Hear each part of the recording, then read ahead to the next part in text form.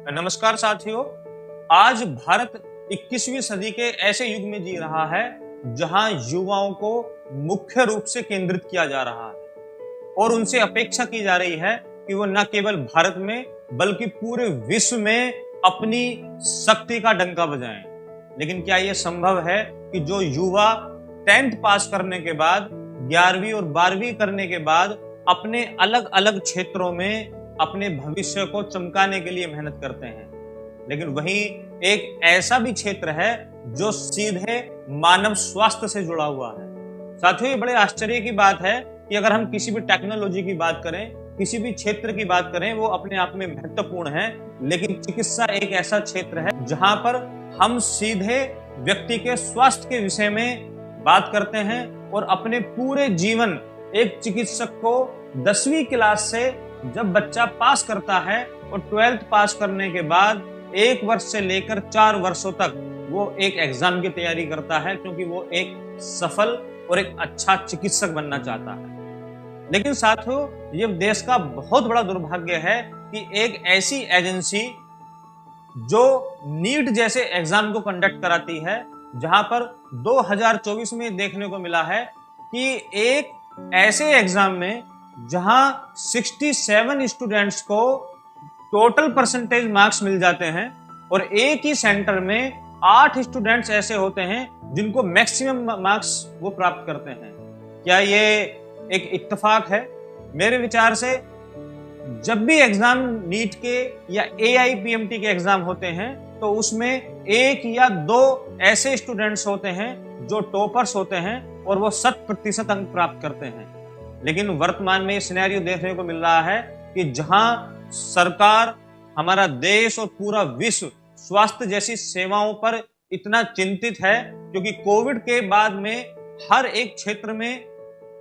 ये देखा गया है कि केवल चिकित्सक एक ऐसा व्यक्ति होता है जो ऐसी प्राकृतिक आपदाओं में अपना योगदान व्यक्तियों के कल्याण के लिए देता है। या तो मैं सीमा पर जो खड़ा जवान है उसके विषय में बात करूं, या ऐसे चिकित्सक जो ऐसे प्राकृतिक आपदाओं में, या ऐसे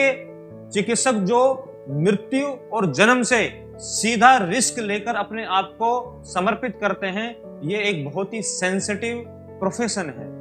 अगर हमारे देश से ऐसे युवाओं को एग्जाम में पास किया जाएगा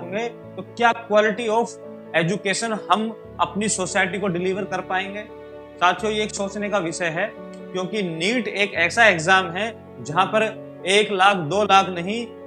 लगभग 24 से 25 लाख युवा प्रत्येक वर्ष इस एग्जाम में बैठते हैं और उनके जो सपने होते हैं वो सपने न केवल एक चिकित्सक बनने के होते हैं, कहीं ना कहीं उस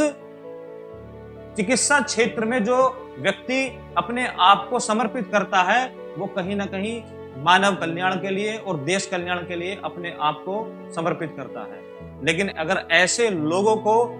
इस एग्जाम में पास किया जाएगा या ऐसे डॉक्टर्स हम तैयार करेंगे जो उसको डिजर्व ही नहीं करते हैं, तो कहीं ना कहीं हम चिकित्सक नहीं, हम ऐसे भक्षक को तैयार कर रहे हैं जो न केवल इस समाज के लिए अपितु पूरे मानव कल्याण के लिए काम न कर हम उनको